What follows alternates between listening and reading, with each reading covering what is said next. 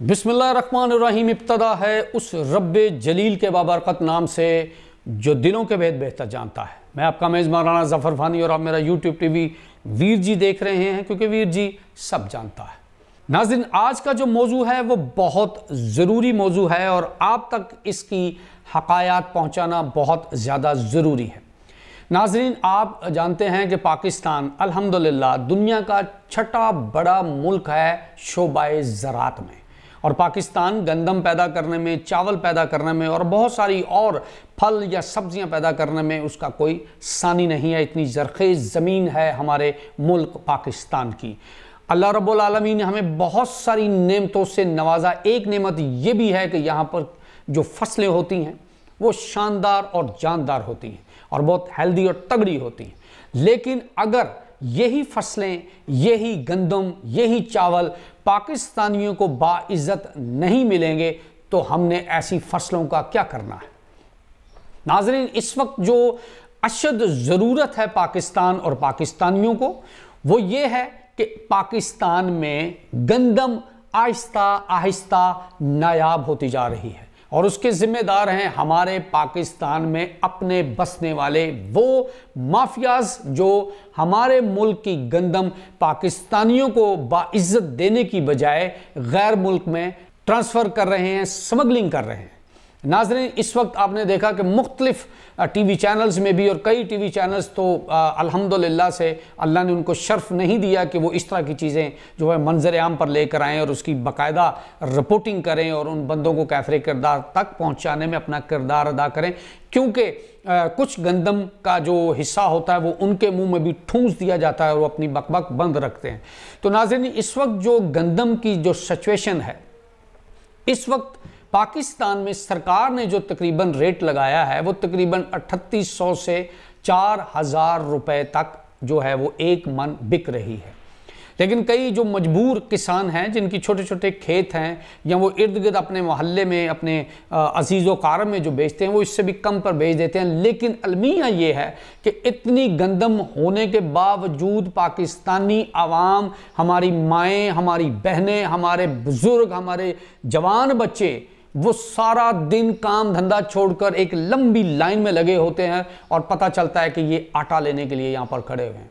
नाज़रीन, जिस तेज़ी के साथ हमारे मुल्क से चीनी और आटा यानी हमारी जो गंदम है वो जिस तेज़ी के साथ इतने जोश जज्बे के साथ स्मगल हो रही है, अगर खुदा न खास्ता इस स्मगलिंग को रोका ना गया तो मज़ीद 1-2 महीने के बाद ये जो गंदम है इसका रेट आपको आसमान को छूता हुआ नज़र आएगा और पाकिस्तानी कौम जो है वो एक एक थैले की बजाय एक एक कौला आटे का लेने पर मजबूर हो जाएगी। खुदा न खास्ता, अल्लाह नौज़ बिल्लाह का ऐसा वक्त आए। लेकिन हमारे जो इदारे हैं, हमारे जो बड़े सियासतदान हैं, हमारे जो बहुत बड़े ओहदों पर बैठे हुए लोग हैं, वो इस वक्त अल्हम्दुलिल्लाह नींद की गोली खाकर सोए हुए हैं। मेरा सवाल है हमारे इदारों से कि अगर ये स्मगलिंग हो के अफ़गानिस्तान चीज़ें जा रही हैं तो करोड़ों अरबों रुपए की जो बाड़ें आपने लगाई हैं वो भाई किस लिए लगाई हैं? वो आपने बकरियां बकरे ताड़ने के लिए लगाई हैं? हमारे इदारे कहाँ बैठे हुए हैं, क्या कर रहे हैं कि हमारे जो बड़े बड़े ट्रक हैं जिनमें लाखों टन जो गंदम है वो स्मगल होके जा रही है, अपनी कौम को भूखा रखकर चंद पैसों की खातर डॉलर में आप उसको रेट को उठा रहे हैं और जो गंदम है या चीनी है वो आप बाहर भेज रहे हैं और यूटिलिटी स्टोर्स पर आपकी माएँ बहनें चीज़ें लेने के लिए उनको दंदलें पड़ रही हैं, उनको गश पड़ रहे हैं। यार, कोई खुदा का खौफ करें। आप क्या चाहते हैं? पहले ही मुल्क को आपने इस नहज पर खड़ा कर दिया है कि हर चीज़ आपसे दूर होती जा रही है। आपकी यूथ, आपके जवान जो हैं वो आपका मुल्क छोड़ छोड़ कर यहाँ से भागने की कोशिश कर रहे हैं। कोई डंकी लगाते हुए सैकड़ों की तादाद में हमारे बेरोज़गार नौजवान जो हैं वो बेचारे जान दे देते हैं। माँओं से पूछें जाकर, ये भी शहीद हैं। हम ये नहीं कहते कि आप बॉर्डर पे खड़े हैं या आप हैं तो आप शहीद नहीं हैं, आप भी इस बड़े शहादत के दर्जे पर जो है अल्लाह पाक आपको भी पहुंचाता है जो हमारे जवान शहीद होते हैं। लेकिन ये जो बच्चे शहीद हो रहे हैं इनका क्या है? इनके घरों में मज़ीद फाका कशी होने लग गई है, तकलीफ़ आना शुरू हो गई है। तो हमारे इदारों को, हमारे बड़ों को सोचना चाहिए। हमारे मुल्क में आटे चीनी का रौला पड़ा हुआ है और हमारे वज़ीर आज़म साहब जो हैं वो ताजपोशी में जा रहे हैं। और यार छड़ दो चमचापोशी, कितनी चमचापोशी करेंगे? जितनी चमचापोशी आप इंसानों की कर रहे हैं, ऐसे लोगों की कर रहे हैं, गैर मुस्लिम्स की कर रहे हैं, इतनी अगर अपने रब काबा के आगे आप सजदा दें, नमाज पढ़ें, नवाफिल पढ़ें और ईमानदारी से काम करें, तो इस मुल्क में आप देखिए जो बड़े बड़े ताजपोशी वाले हैं वो इस तरह की तकरीबात आपके मुल्क में रखेंगे। आप पावर में आए। आप हमारे साथ 75 साल हो गए हमारे पाकिस्तान को वजूद में आए अल्हम्दुलिल्लाह, और रहती दुनिया तक रब काबा इसको कायम दायमी रखे। इंडिया हमारे साथ एक दिन बाद 15 अगस्त को वो आज़ाद हुआ, 14 को हम आज़ाद हुए।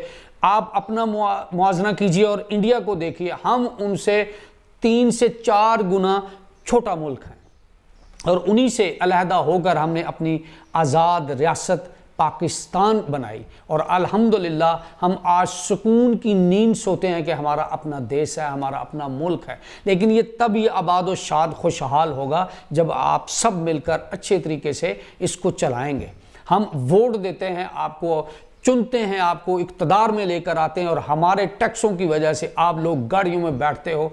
हम गर्मी में मर रहे होते हैं और आप ठंडी, गाड़ी भी ठंडी, ऑफिस भी ठंडा, असेंबली भी ठंडी। यार क्या आप ऊपर से उतरी हुई मखलूक हैं? आपकी शक्लें ज़्यादा खूबसूरत हैं, आप पढ़े लिखे ज़्यादा हैं, क्या हैं आप? आपको हमने इसलिए चुना है कि आप मुल्क की हिफाजत कीजिए, इसको बेहतरीन रास्ते पर गामजन कीजिए, हमारे नौजवानों से बेहतरीन काम लीजिए। आपने खुद भी कशकोल पकड़ा हुआ है और नौजवान नस्ल को भी आपने कशकोल पकड़ा दिया है।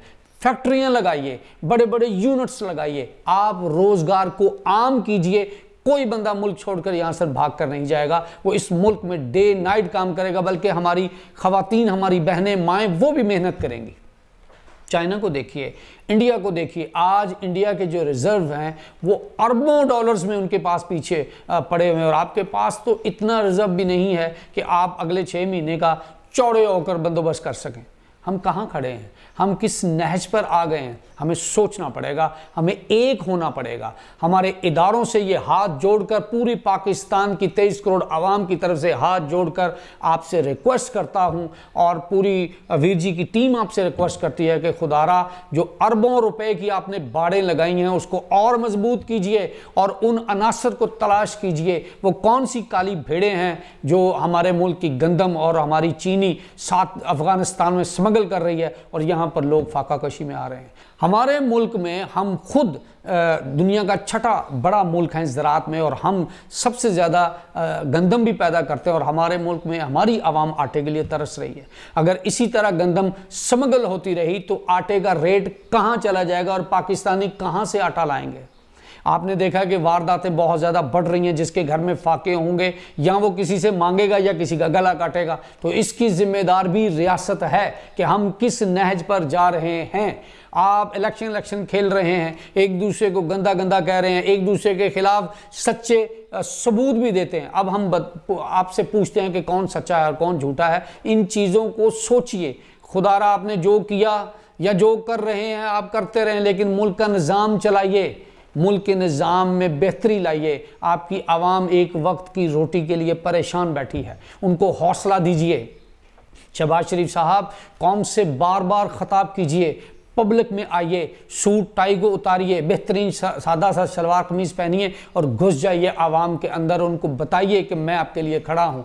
आपने डायलॉग्स बोले हुए हैं कि मैं कपड़े बेचकर आपको ला के दूंगा, हमें आपके कपड़ों का कोई ज़रूरत नहीं है बेचने, अल्लाह आपको नसीब करे। लेकिन आप कसम खा लीजिए कि जब तक आपके मुल्क में खुशहाली नहीं आएगी, आप अच्छा कपड़ा नहीं पहनेंगे, आप टाई नहीं लगाएंगे, आप आला दर्जे की वास्कट नहीं पहनेंगे, आप अपने हाथ पर अच्छी घड़ी नहीं बांधेंगे, जब तक आपके मुल्क से गुर्बत का खात्मा नहीं हो जाता। फिर देखिए, आपको किसी के दरवाजे पर वोट मांगने की ज़रूरत नहीं पड़ेगी। जो इस मुल्क की खिदमत करेगा, खुदा की कसम ये कौम उसके पीछे खड़ी होगी और जब तक वो जिंदा रहेगा, वो इक़्तिदार में रहेगा। मैं आपसे वादा करता हूँ कि मैं अपनी फैमिली का, अपनी सारे यूनिट का एक एक वोट आपकी झोली में डालेंगे, उस बंदे को जो मेरे मुल्क और मेरे आवाम के लिए अच्छा सोचेगा।